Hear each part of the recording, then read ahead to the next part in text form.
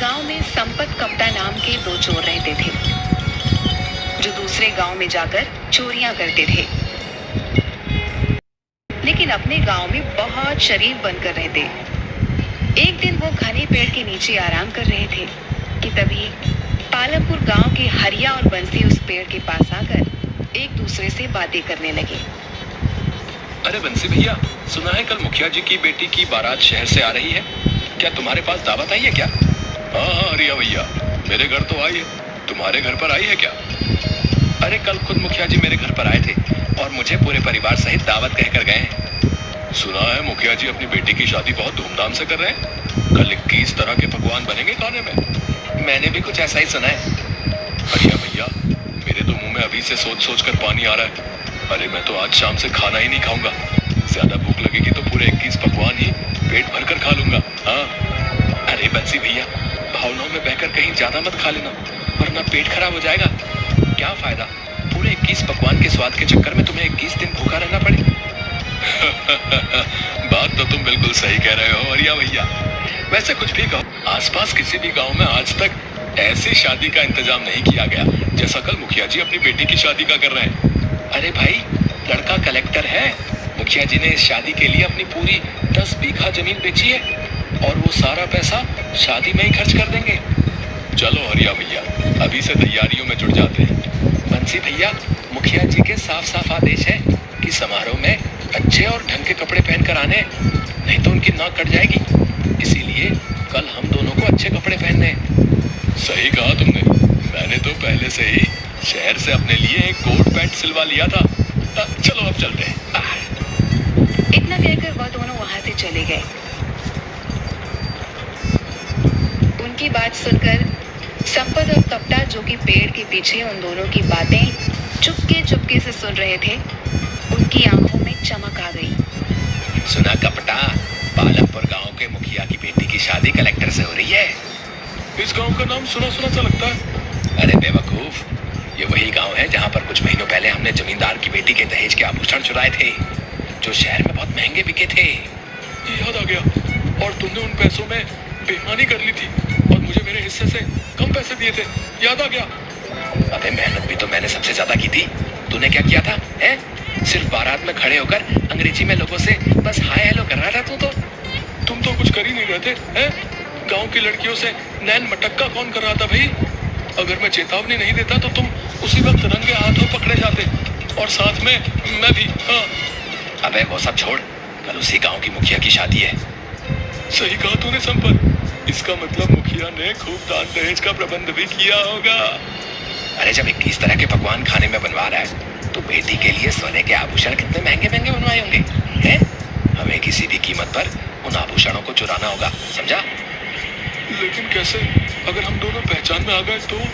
ये तूने सुना नहीं, वो दोनों बेवकूफ क्या बोल रहे थे कि शादी में अच्छे से अच्छे कपड़े पहनकर आना है। अबे हम दोनों के पास अच्छे कपड़ों की कोई कमी है क्या बे?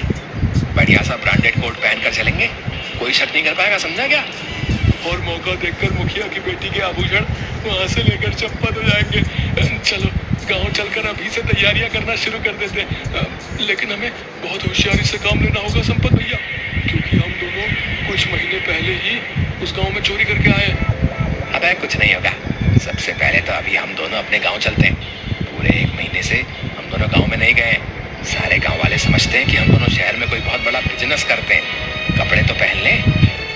ये बात तो मैं भूल ही गया। चिंता मत कर कप्ता, हम दोनों ने अब तक न जाने कितने गांव और शहर में चोरियां की हैं।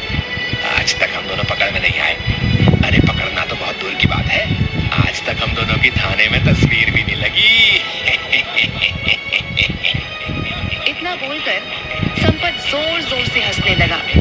उन दोनों ने अपने बैग में से शहर के कपड़े निकालकर पहन लिए और अपनी मोटरसाइकिल स्टार्ट करके अपने गांव पहुंच गए। वह दोनों अपने गांव पहुंचे ही थे कि तभी गांव के 2 व्यक्ति घसीटा और बल्ली ने उन दोनों को घेर लिया। कैसे हो संपत भैया? मैं तो ठीक हूँ घसीटा, तू बता, अब तो तेरी पत्नी तुझे घसीट घसीट कर नहीं मारती ना? तुम भी कमाल करते हो संपत भैया, तुम्हारी मजाक करने की आदत अब तक नहीं गई। क्या करें घसीटा, तुझे देखकर ही मजाक करने का मन होने लगता है। तेरी शकल ही कुछ ऐसी है यार। अरे वो सब छोड़ो संपत भैया, ये बताओ, मैंने सुना है कि शहर में मेट्रो रेल बहुत अच्छी बनी है। अरे बेवकूफ, वो मेट्रो रेल नहीं, वो मेट्रो होती है, मेट्रो। अरे हमारे लिए तो मेट्रो और मेट्रो क्या फर्क है भैया, है? अच्छा संपत भैया, मैंने सुना है मेट्रो रेल में बहुत सुंदर सुंदर कन्याएं भी नृत्य करती हैं भैया। हाँ बल्ली, शहर के लोग थोड़े खुले मिजाज के होते हैं। अरे संपत भैया, कभी हमें भी ले चलो ना अपने साथ एक बार शहर। हम भी एक बार अपनी आंखों से मेट्रो रेल का नजारा कर लेंगे और इसी बहाने अमिताभ बच्चन जी का घर भी देख लेंगे। अबे बेवकूफ आदमी, मेट्रो ट्रेन दिल्ली में है और अमिताभ बच्चन का घर मुंबई में है। ये क्या बात कर रहे हो संपत भैया, हम तो पिक्चर में देखे थे कि अमिताभ बच्चन मेट्रो रेल में सवार होकर अपने घर जाता है। अरे वो पिक्चर होती है बेवकूफ, अब मैं तुझे कैसे समझाऊं? तो यहाँ से निकल ले, नहीं तो ये दोनों उल्टी सीधी बातें करके हमारा दिमाग खराब कर देंगे। ठीक है बल्ली और घसीटा, हम दोनों चलते हैं। अगली बार हम तुम दोनों को अपने साथ शहर जरूर ले जाएंगे हैं और तुम्हें मेट्रो रेल जरूर दिखाएंगे हैं।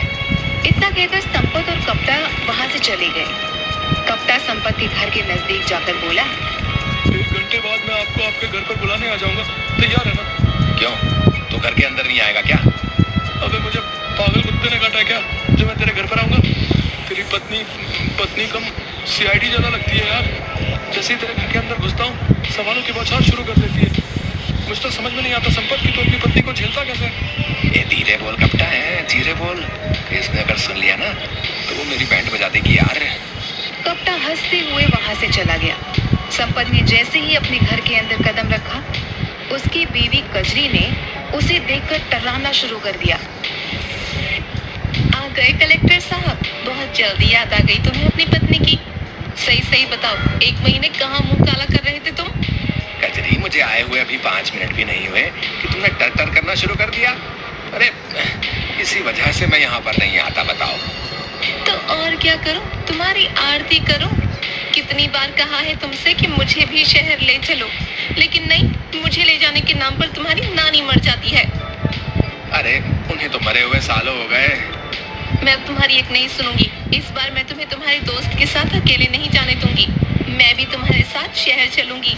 गांव वाले मुझसे तरह तरह के सवाल करते हैं कि आखिर तुम्हारे पति शहर में ऐसा कौन सा बिजनेस करते हैं।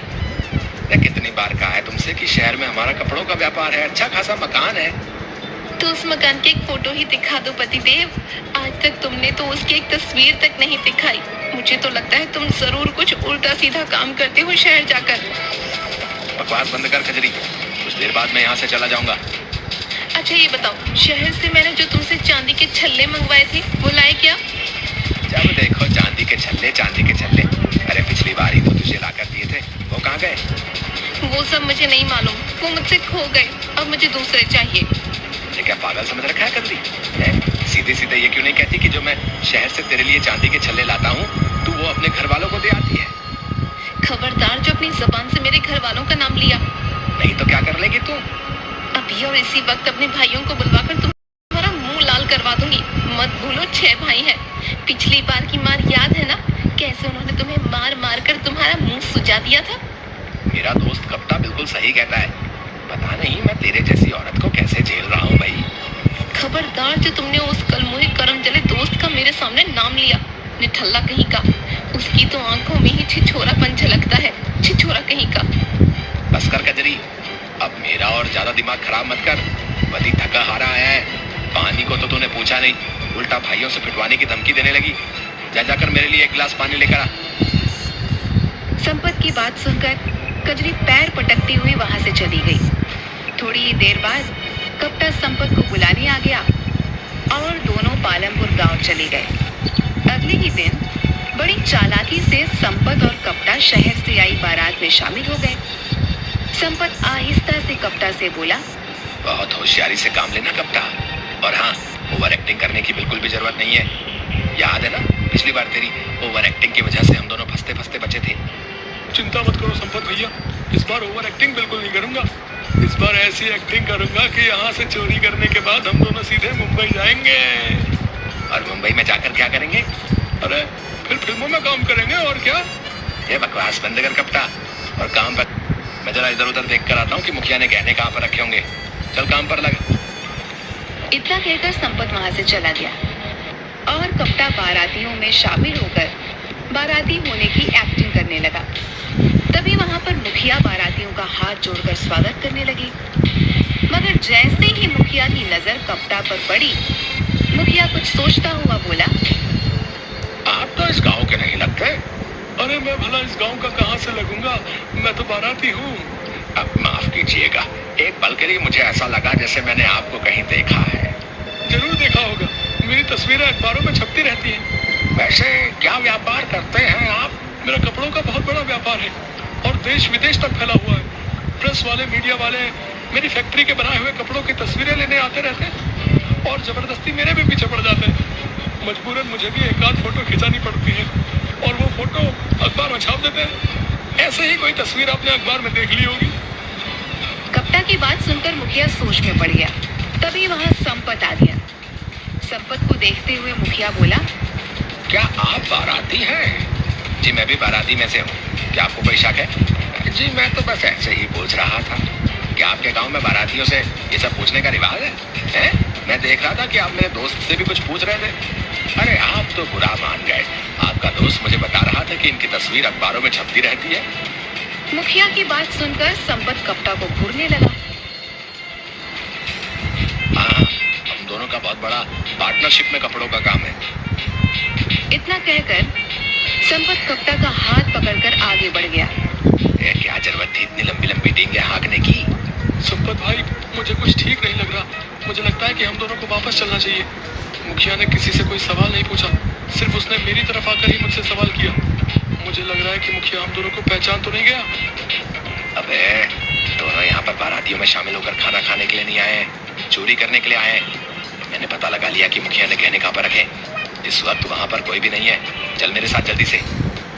संपत और कप्ता लोगों की नजरों से बचते हुए मुखिया के उस कमरे में पहुंच गए जहां पर सोने के आभूषण रखे हुए थे। जल्दी से अपनी जेब से अपनी चोरी वाली अपनी बढ़िया पॉलिथीन निकाल और गहने उसमें रख ले। संपत की बात सुनकर कप्ता सोच में पड़ गया। अरे क्या सोच रहा है तू? इससे अच्छा मौका फिर नहीं मिलेगा। ये गहने लाखों रुपए के हैं। मुझे कुछ ठीक नहीं लग रहा है संपत भाई। लाखों के आभूषण ऐसे ही रखे हुए हैं। दरवाजा भी खुला हुआ है। पूरा घर लोगों से खचाखच भरा हुआ है। कुछ तो गड़बड़ है। अबे बेवकूफ, गड़बड़ तेरे दिमाग में। ऐसे मौके बार बार नहीं मिला करते। जल्दी से पॉलिथीन निकाल। कप्ता ने अपनी जेब में से एक पॉलीथीन निकाल ली और देखते ही देखते मुखिया के सारे गहने उसमें भर लिए और नजर बचाकर सीधे मोटरसाइकिल पर बैठकर वह दोनों फरार हो गए। ये मोटरसाइकिल शहर की जगह अपने गांव की तरफ क्यों ले जा रहे हो? अबे रात का समय है। पहले हम लोग अपने गांव चलेंगे और सुबह ही शहर की तरफ निकल लेंगे। अभी अगर हम लोग शहर की तरफ जाएंगे तो हमें ढूंढने के लिए वो मुखिया पुलिस को जरूर शहर की ओर ही भेजेगा, समझा? कुछ ही देर में संपत अपने घर पहुंच गया। मैं आज तुम्हारे घर पर ही सोऊंगा। अबे तुझे तो अपनी भाभी से बड़ा डर लगता है। मैं सब जानता हूँ। जब तक मैं सुबह आऊंगा तब तक आधे गहने तुम पार कर लोगे। अब मैं भरोसा नहीं कर सकता। हाँ, हिस्सा आधा आधा होगा। अबे जब चोरी कर रहे थे तब तो बड़ा दयावान बन रहा था, हैं? और जब चोरी करने में कामयाब हो गए तो अचानक तुझे तेरा हिस्सा याद आ गया, है बे? तू कभी नहीं सुधरेगा। चल ठीक है, आजा चल। संपत की पत्नी कजरी जाग रही थी। संपत और कप्ता को देखते ही बोली, आ गए? तुम तो कह रहे थे कि तुम कुछ दिनों बाद आओगे और ये तुम्हारे हाथ में क्या है? कितनी बार कहा है कजरी, है कि ज्यादा सवाल मत किया कर। हम दोनों सुबह ही यहाँ से चले जाएंगे। संपत ने इतना कहा ही था कि तभी पूरे गांव में पुलिस के सायरन की आवाज गूंज उठी। पुलिस के सायरन की आवाज सुनकर संपत और कप्ता दोनों पूरी तरीके से घबरा गए। अरे पुलिस के सायरन की आवाज सुनकर तुम दोनों के चेहरे पर पसीना क्यों आ रहा है? तुम दोनों क्यों घबरा रहे हो? कजरी ने इतना बोला ही था कि तभी कुछ पुलिस वाले संपत के घर के अंदर घुस गए। उन पुलिस वालों के साथ लमपुर गांव का मुखिया भी था, जो संपत और कप्ता को गुस्से से देख रहा था। मुखिया ने इंस्पेक्टर की ओर देखकर कहा, गिरफ्तार कर लीजिए इन दोनों को। देखिए इनके हाथ में जो पॉलिथीन है उसी में गहने हैं। आपको ये बताने की जरूरत नहीं है मुखिया जी। हमें तो इन दोनों की लोकेशन आधे घंटे पहले ही मिल गई थी। इतना कहकर इंस्पेक्टर ने संपत के हाथ से पॉलिथीन छीन ली और हथकड़ियां लगा दी। ये सब क्या है? लगता है तुम्हें अपने पति के कारनामों के बारे में नहीं मालूम। मेरे पति बहुत बड़े व्यापारी हैं, शहर में कपड़ों का व्यापार करते हैं। ये कोई कपड़ों का व्यापार नहीं करता, बल्कि ये और इसका साथी दोनों मिलकर चोरी करते हैं। इतना कहकर मुखिया संपत और कप्ता की ओर देखकर बोला, तुम दोनों सोच रहे होगे कि आखिर मुझे कैसे पता लगा कि तुम दोनों यहाँ पर छुपे हो, हैं? चाहता तो मैं तुम्हें उसी वक्त पकड़वा सकता था जिस वक्त तुम मेरी बेटी के गहने चुरा रहे थे। अरे हम तो तुम्हारा कल से ही गांव में आने का इंतजार कर रहे थे, समझे बेटा? क्या मतलब? पिछली बार तुमने जो जमींदार के घर पर चोरी की थी ना, हम तब से ही तुम लोगों के ऊपर नजर रखे हुए थे। हमें यकीन था कि तुम मेरी बेटी की शादी में जरूर आओगे, इसीलिए हमने गांव में आसपास सभी जगह ये खबर फैला दी थी कि मैं अपनी बेटी की शादी बहुत धूमधाम से कर रहा हूँ। मुझे पता था कि तुम मेरी बेटी के गहने जरूर चुराने आओगे, इसलिए मैंने पहले से ही इंस्पेक्टर की मदद से गहनों में जीपीएस ट्रांसमीटर लगवा दिया था। तुमने जैसे ही गहने चुराए हमें पता लग गया, लेकिन हम सब देखना चाहते थे कि आखिर तुम दोनों हो कौन और रहते कहाँ हो। तो हमें माफ कर दीजिए, हम आइंदा कभी चोरी नहीं करेंगे। वो तो तुम वैसे ही नहीं करोगे, क्योंकि जेल में तुम कोई चोरी कर ही नहीं पाओगे। इंस्पेक्टर ने संपत और कप्ता को गिरफ्तार करके जेल में भेज दिया। अगले दिन संपत और कप्ता की सारी हकीकत सारे गांव में पता चल गई कि वे दोनों शहर में बिजनेस नहीं बल्कि चोरियां किया करते